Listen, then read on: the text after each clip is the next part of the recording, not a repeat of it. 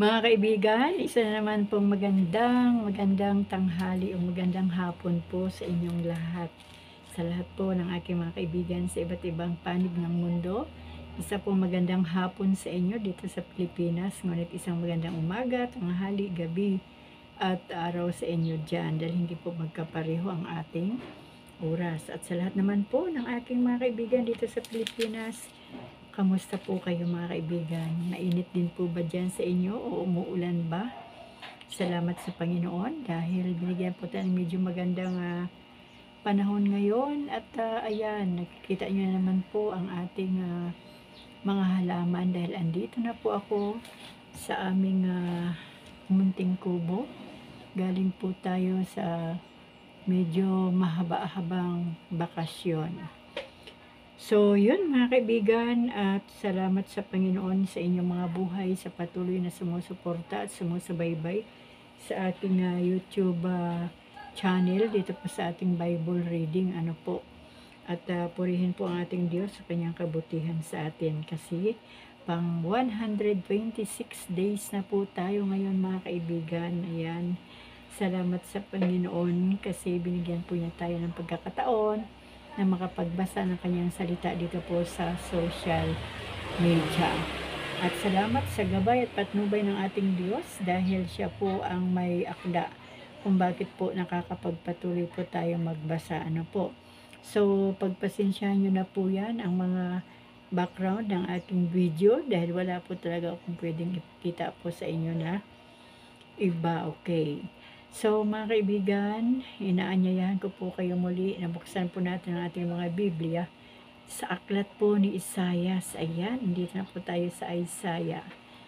At babasahin ko na po mga kaibigan ang panimula ng Isaias. Sabi po dito, pinanganlan itong aklat ni Isaias dahil sa dakilang propeta sa Jerusalem noong huling bahagi ng ika-8 siglo BC. Ang aklat ay nahahati sa tatlo. Una, Kabanatang chapter 1, verse 39, sumasakop sa panahon ang Juda ay pinagbabantaan ng Assyria. Nakita ni Isaias na hindi lamang ang lakas ng Assyria ang tunay na banta sa buhay ng Juda, kundi ang kasalanan at pagsuway at ang kawalan nila ng pagtitiwala sa Diyos. Sa pamagitan ng maririing pangungusap at pagkilos ng propeta, ang bayan ay tinawagang mamuhay na may katuwiran at katarungan. Binabalaan sila na ang di pagtadima sa Diyos ay tiyak na maghahatid sa kapahamakan at pagkawasak. Hinulaan din ni Isaias ang pag-iral ng pandaigdig na kapayapaan at ang pagparito ng isang magiging huwarang hari buhat sa lipi ni David. Number 2, Kabanatang 40:55, nagsasaad tungkol sa panahon ng pagkakatapon ng maraming taga-Juda. Halos mawalan sila ng pag-asa sa pagkakatira nila sa Babylonia. Ipinahayag ng propeta na sila'y palalayain ng Diyos at ibabalik sa kanilang tahanan sa Jerusalem upang magpanibagong buhay. Ang isang katangi-tanging paksa ng bahaging ito ay tungkol sa Diyos na Panginoon ng kasaysayan at ang kanyang panukala para sa kanyang bayan. Sa pamagitan nila ay lalasap ng mga pagpapala ang lahat ng bansa kabilang sa pinakabantog na mga talata sa matandang tipan at ang mga bahaging nagsasaad tungkol sa lingkod ng Panginoon. Number 3, Kabanatang 56-66, ang malaking bahagi nito'y tungkol sa mga nakabalik sa Jerusalem na nangailangan ng katiyakan na tutuparin ng Diyos ang kanyang mga pangako sa kanila. Hinahangad dito ang pag-iral ng katuwiran at katarungan at ang paggunita sa araw ng pamamahinga, paghahandog at pananalangin. Ang katangi-tanging talata sa chapter 61 verse 1 and 2 ay ginamit ni Jesus sa pagsisimula ng kanyang ministeryo upang ipahayag ang pagkatawag sa kanya ng Diyos. Nilalaman, mga babala at mga pangako, pagpaparusa sa mga bansa, ang paghatol ng Diyos sa sanlibutan, karagdagang mga babala at mga pangako. Si Haring Ezekias ng Juda at ang mga taga-Assyria. Mga pangungusap na may pangako at pag-asa, mga babala at mga pangako. Ayan mga kaibigan, simulan ko na po ang chapter 1 ng Isaias. Sabi po dito sa chapter 1, ito ang pangitain ni Isaias na anak ni Amos tungkol sa Juda at sa Jerusalem noong panahon ni Uzias, Jotam, Akas at Ezekias, mga hari ng Juda. Sumbat sa bayan ng Diyos, makinig kayo kalangitan, pati ikaw kalupaan, sapagkat si Yahweh ang nagsasalita.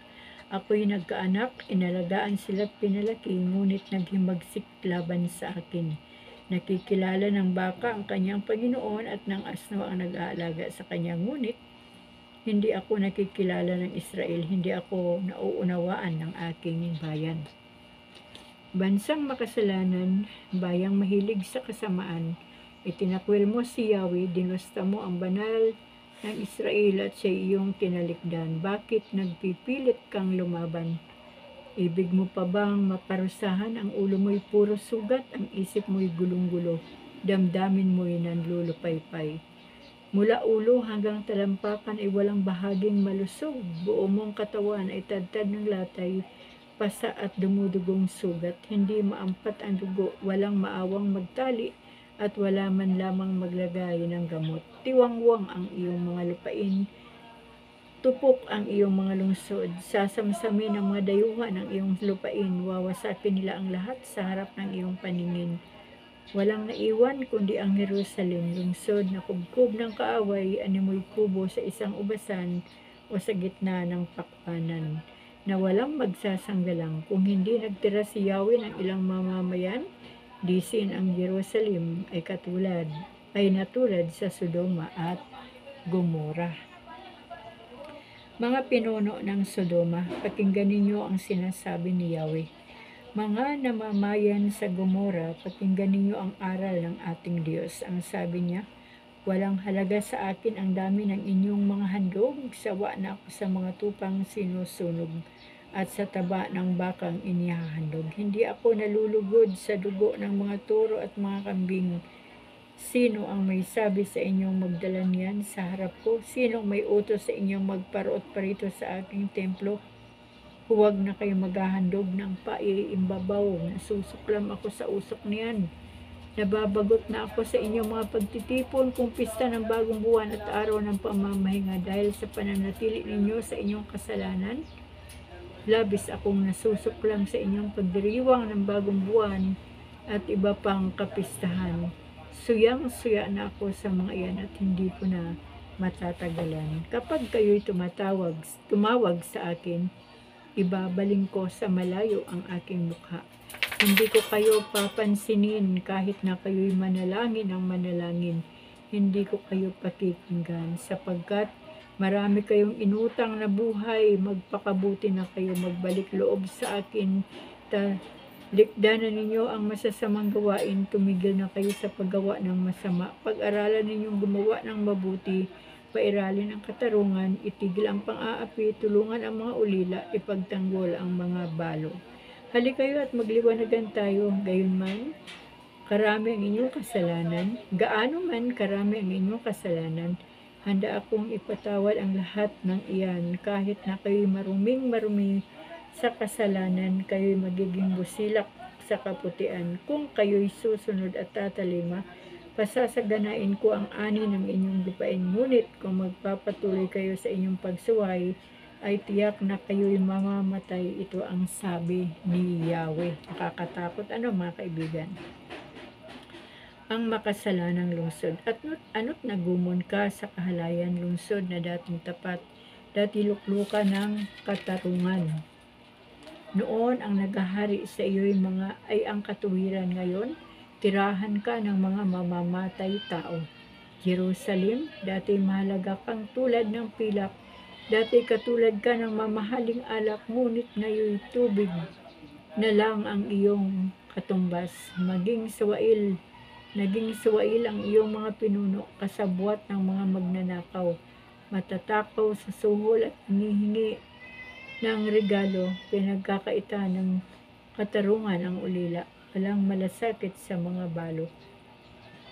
Kaya nga't sinabi ni Yahweh, ang makapangyarihang Diyos ng Israel, ibubuhos ko ang aking puot sa aking mga kaaway. Maghihiganti ako sa aking mga kalaban. Parurusahan kita para ka magbago kung paanong ang pilak ay pinararaan sa apoy at tinutunaw para dumalisay. Bibigyan kita uli ng mga pinuno tulad noong una at ng mga tagapayo gaya noong simula. Ano pa tatawagin kang lungsod ng katarungan, ang lungsod na matapat. Liligtas ang Jerusalem sa pamagitan ng katarungan. Ang mga nagsisisi at babalik loob ay pawawalang sala. Mapupuksang lahat ang mga sawail at makasalanan. Malilipol ang mga tumalikod kay Yahweh. Pagsisihan ninyo ang ginawa ninyong pagsamba sa mga punong kahoy at pagtatayo ng mga sagradong hardin. Matutulad kayo sa malabay na punong kahoy na nilagas ang mga dahon at sa harding hindi nadidilig kung paanong ang dayami ay nasusunog ng alipin. At ang mga may kapangyarihan na ipapahamak ng kanilang kasalanan at walang makapipigil niyon. Chapter 2, Kapayapaang Walang Hanggan. Ito ang pangitain ni Isaias na anak ni Amos tungkol sa Juda at sa Jerusalem. Sa mga huling araw, ang bundok na tinatataguan ng templo ni Yahweh ay mamumukod sa taas sa lahat ng bundok. Daragsa sa kanya ang lahat ng bansa at maraming taong lalapit sa kanya at magsasabi ng ganito, halik kayo, umahon tayo sa bundok ni Yahweh, sa templo ng Diyos ni Jacob upang malaman natin ang kanyang mga daan at matuto tayong lumakad sa kanyang mga landas, sapagkat sa Sion magmumula ang kautusan at sa Jerusalem ang salita ni Yahweh. Kaya ang mamamagitan sa mga bansa at magpapairal ng kapayapaan. Kung magkagayon, gagawin na lang sudsod ang kanilang mga tabak at kahit ang kanilang mga sibat, wala nang magsasanay sa pagkikibaka at mawawala na ang mga digmaan. Halina kayo, sambahayan ni Jacob at tayo lumakad sa liwanag ni Yahweh. Wawakasan ang kapalaluan. Itinakwil mo ang lahi ni Jacob na iyong bayan, pagkat ang lupain ay puno ng mga manghuhula at mga manggagaway gaya ng mga Filisteo. Nakikibagay sila sa kaugalian ng mga dayuhan. Sagana ang lupain sa ganito at pilak at walang pagkaubos ang kanilang kayamanan. Sa buong lupain maraming kabayo at hindi mabilang ang kanilang mga karwahe. Puno ng Diyos-Diyosan ang kanilang lupain. Sila'y lumuluhod sa idolong sila rin ang gumagawa. Kaya ang lahat ng tao ay malalagay, hamak at mapapahiya. Huwag mo silang patatawarin. Magtatago sila sa mga yungib at mga hukay para hindi makita ang mukha ni Yahweh. At ang kanyang kinaniningan,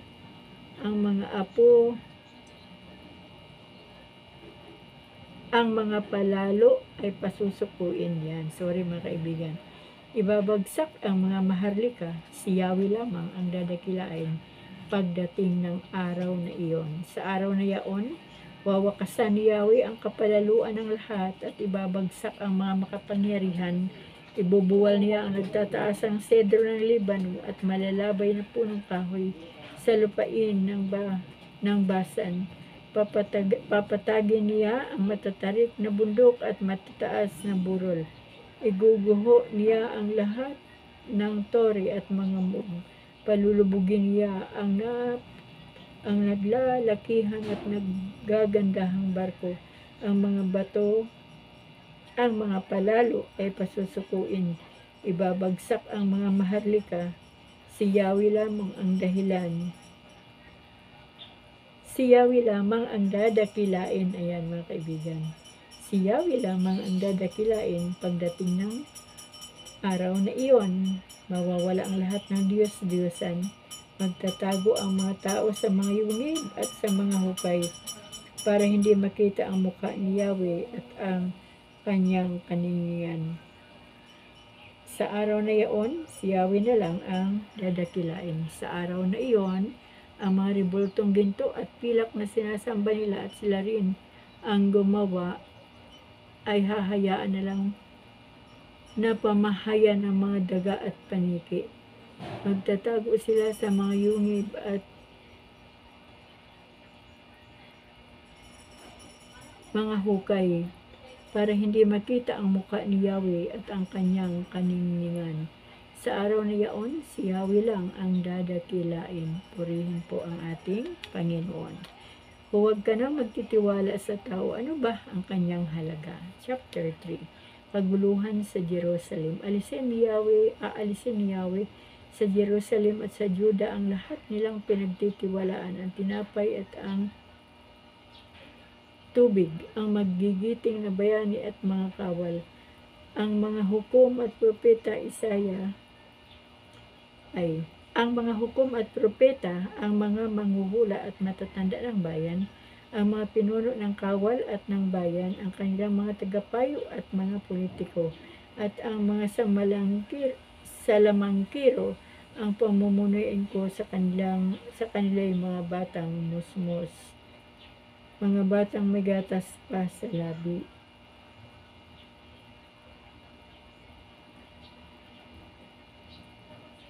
Aapihin ng bawat isa ang kanyang kapwa, hindi igagalang ng bata ang matatanda, ang hamak ay lalaban sa nakatataas. Darating ang araw na pupuntahan ng isang tao ang kanyang kapatid sa bahay ng kanilang ama upang sabihin, mayroon ka namang balabal, ikaw na ang mamuno sa amin at mamahala sa gumuho nating kabuhayan. Tututol ito at aalisin. Ako hindi ninyo pinuno. Wala at tinapay o damit sa bahay ko. Hindi ko maaring mamahala sa ating angkan. Guguho ang Jerusalem at babagsak ang Juda sapagkat lumabag sila kay Yahweh. Sa salita at sa gawa, nilalapastangan nila ang kanyang kapangyarihan. Ang pagkiling nila sa iba ay gagawin din sa kanila. Gaya ng Sodoma, hayagan silang gumagawa ng kasalanan. Kawawa sila na rin ang magpapahamak sa kanilang sarili. Sabihin ninyo sa taong matuwid, mapalad ka pag ikinabangan mo ang iyong pinagpaguran. At sa masamang tao, kawawa ka, sasapitin mo'y kapahamakan. Kung ano ang iyong itinanim, siya mong aanihin. Ang mga ososero, ang umaapi sa aking bayan, sila ay dinadaya ng mga nagpapautang. O bayan ko, iniligaw ka na ng iyong mga pintuan.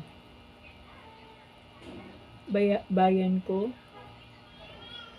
inililigaw ka na ng iyong mga pinuno, hindi malaman kung saan kayo pupunta. Hinatulan ng Diyos ang kanyang bayan, si Yahweh ay nakahandang humatol. Tumatayo na siya upang hukuman ang kanyang bayan. Sinasabi ni Yahweh ang kanyang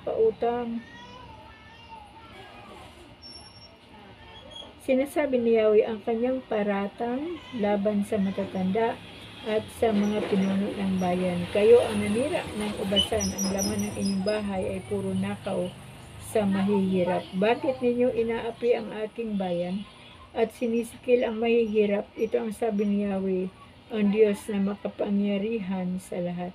Babala sa kababaihan ng Jerusalem, ang sinabi pa ni Yahweh, palalo ang mga anak na babae ng Jerusalem. Matigas ang liig, pasulyap-sulyap, pakinding kung lumakad, pinakakalansing pa ang mga pahiyas sa paa.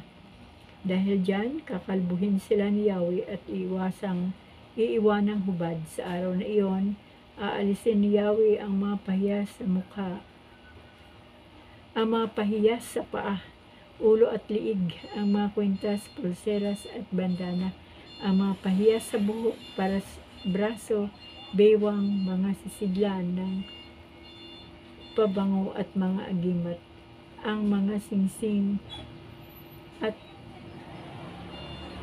pahiyas sa ilong, ang mamahaling damit, balabal, kapa at pitaka, maninipis na bupanda, kasuotang lino, turbante at belo. Turbante at belo. Ang dating mabango ay aalingasaw sa baho, lubid ang igagapos sa halip na pamigkis. Ang magandang buhok ay kakalbuhin at magagarang damit ay papalitan ng sako. Ang kagandahan ay magiging kapangitan. Mamamatay sa digmaan ang mga kalakihan. Mabubuwal sa labanan ang magigiting nakawal sa mga tanay, may iyak at panangisan. Ang lungsod ay tutulad sa isang babaeng hubad na lupaypay sa lupain. Sa araw na iyon, pitong babae ang mag-aasawa sa isang lalaki at sasabihin nila, kami na ang bahala sa aming kakanin at daramtin. Pakasalan mo lamang kami para maalis ang aming kadustaan. Yan, purihin po ang Panginoon. Dito na po tayo sa chapter 4.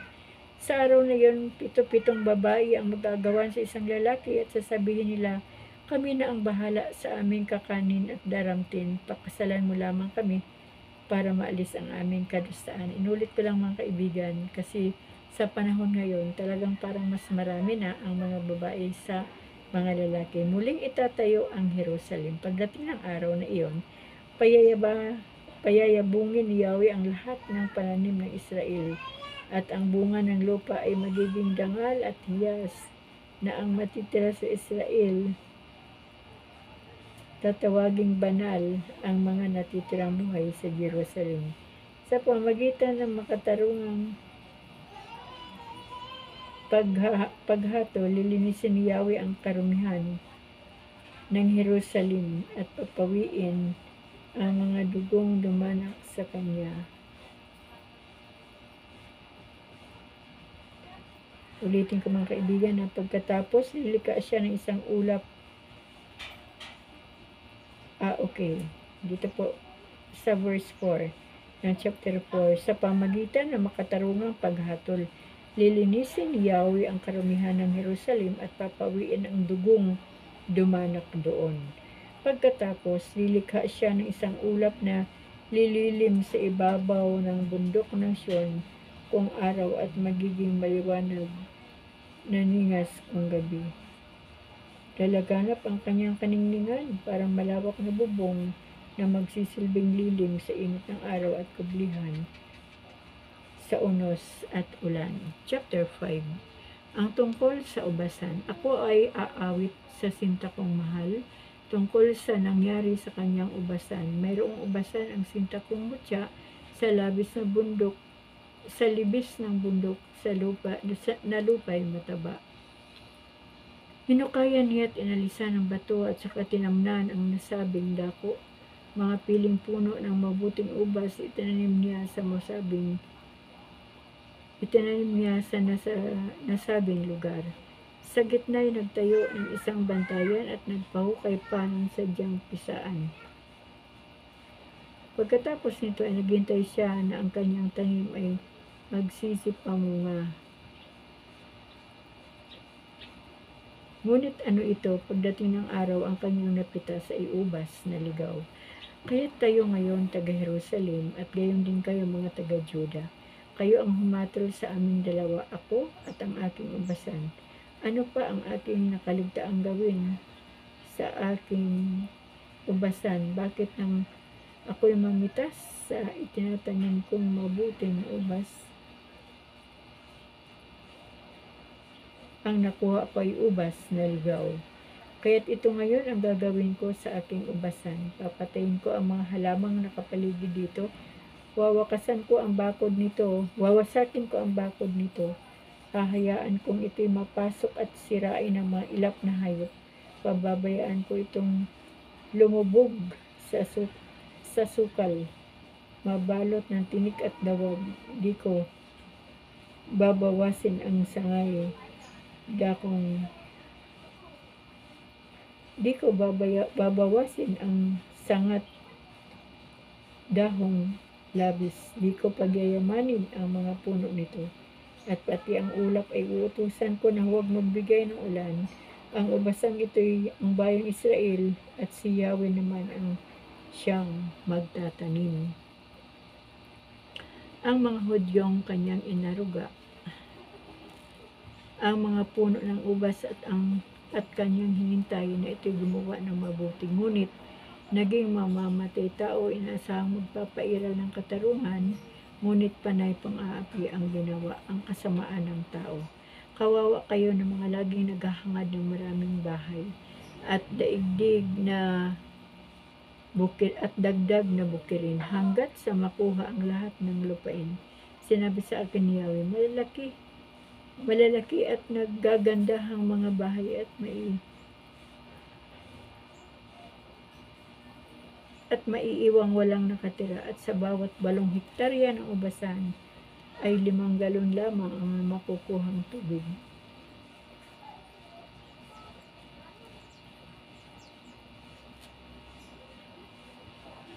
Sandali lang mga kaibigan ha.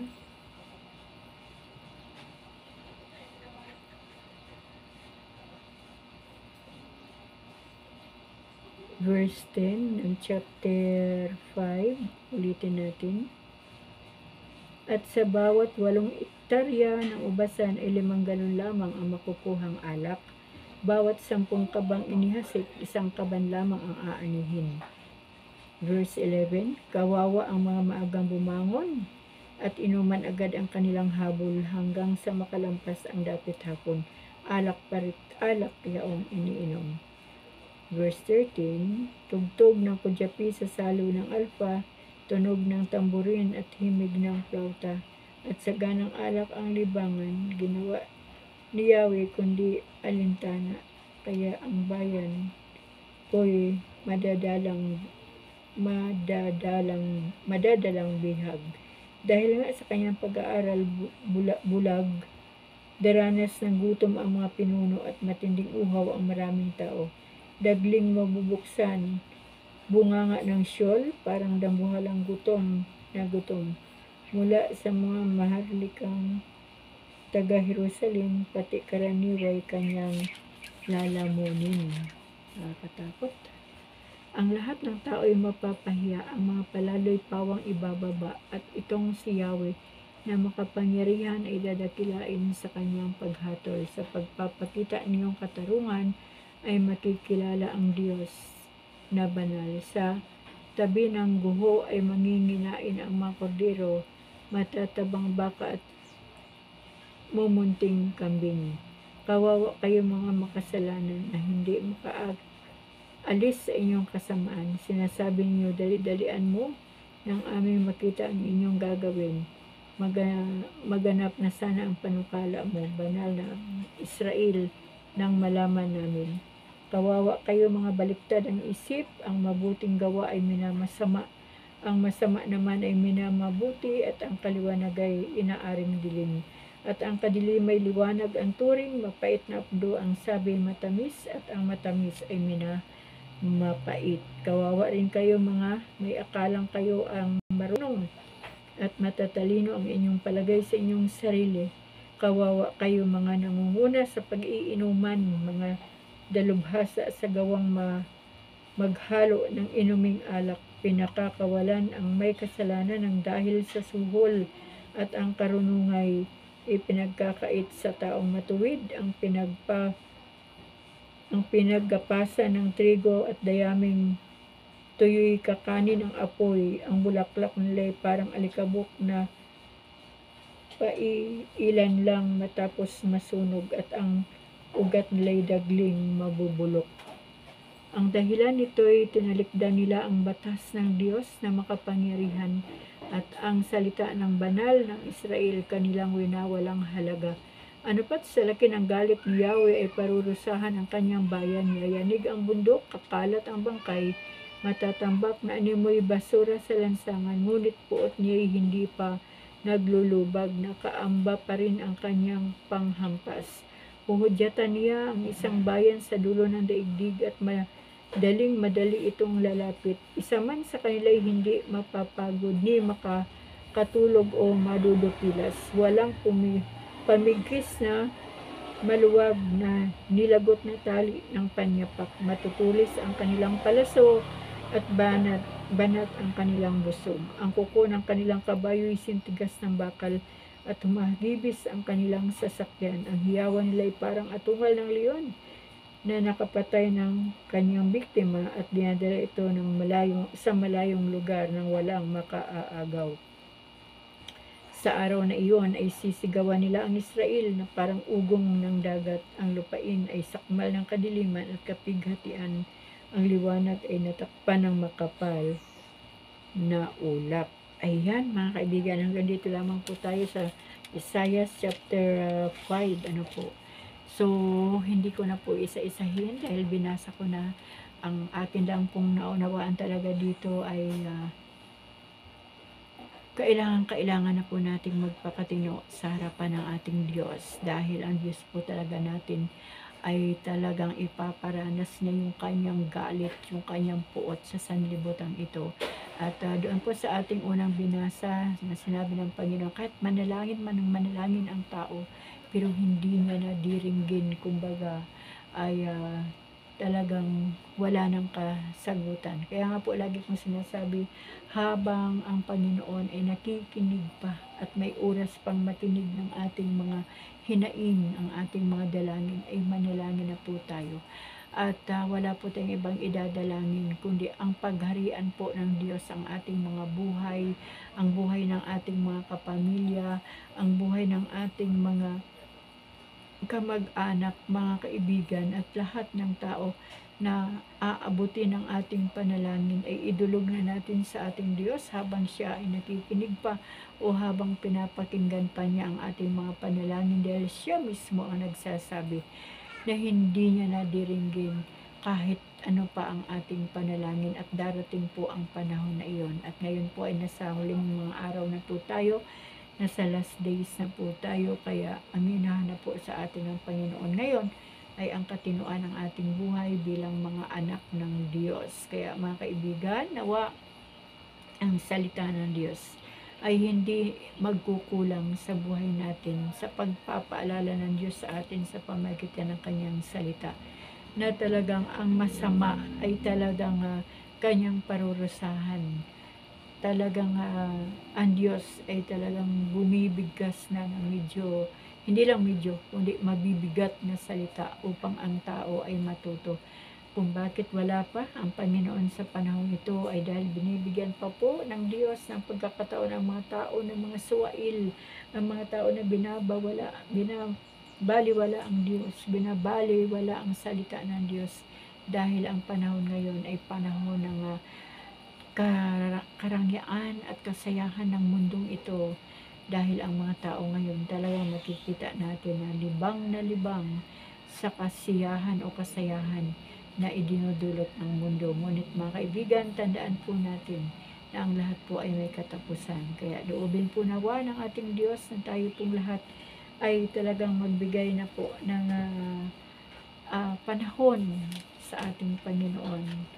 At tayo po ay magpakabuti na, tayo po ay magpabago na sa Diyos habang may oras pa. Kaya muli mga kaibigan, maraming salamat po sa Panginoon sa inyong mga buhay. Salamat po sa nagbukas ng puso at nagbukas ng pandinig, nagbukas ng kaisipan na pakinggan ang salita ng Diyos na ating binasa. Nawa po talaga mga kaibigan, ito lang ang ating dalangin lagi. Nawa ay naunawaan natin ang salita ng Diyos, nagka-interest tayo at makita ito sa ating mga buhay upang sa ganoon, anumang oras dumating ang kamatayan, physical o anumang oras dumating ang ating Panginoon, ay wala po tayong pagsisisihan dahil dadalhin po tayo ng Panginoon sa kanyang kaharian at mararanasan na po natin at makakamtan ang kanyang pangako, ang kaligtasan at buhay na walang hanggan. Mga kaibigan, maraming salamat po sa inyo at bukas po muli, loobin ng Panginoon na madugtungan na po natin agad itong Isaiah chapter 5. Bukas po ay nasa Isaiah chapter 6 na po tayo. At pagpalain po ng Diyos ang kanyang salita na kanyang itinatanim sa ating mga puso, sa ating isipan, at atin itong ipinamumuhay. Maraming salamat sa Diyos. Pagpalain po tayong lahat ng ating Panginoon sa pangalan ng ating Panginoong Jesus. Amen.